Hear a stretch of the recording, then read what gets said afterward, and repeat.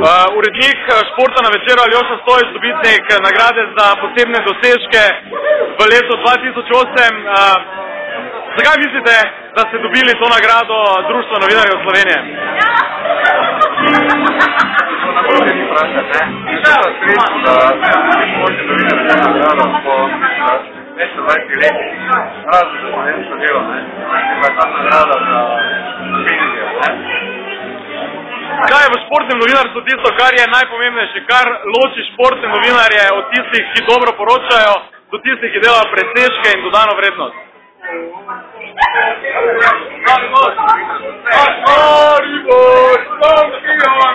Predvsem pa je pomembno, da mora biti ustanoviti večer, ne? Kaj je zaključila redakcija v 7 mesecih, še vedno delamo, tako moja najtežje. Videli športni novinarji, tam poslovanja, morajo na olimpijadi, tam je z ene olimpijade priješ mrtev kot pes, z ene parlamentarne seje pa priješ pes. Aljoša, zakaj misliš, da so športni novinarji v delu javnosti podcenjeni? Malo manj pomembni kot politični novinarji, gospodarski novinarji, v resnici pa opravljajo izjemno težko delo. Jaz mislim, da so podcenjeni športni novinarji, sam sem vedel, da so sami slabo organizirani.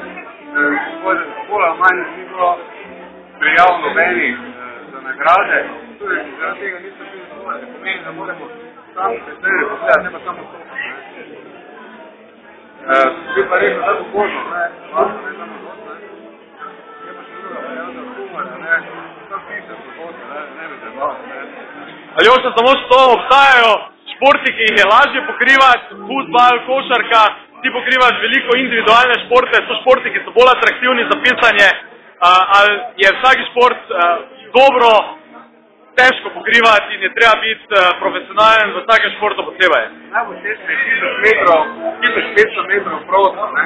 Ker ko si bil mali, so se različeval na petniče, kada to me najbolj zanimiv šport, 15 minut gleda spavanje, to je to, ne? Aljoša, zadnjo vprašanje, bo Sloveniji v Afriki uspelo priti v drugi krog ali pa bomo celo svetovni prvaki?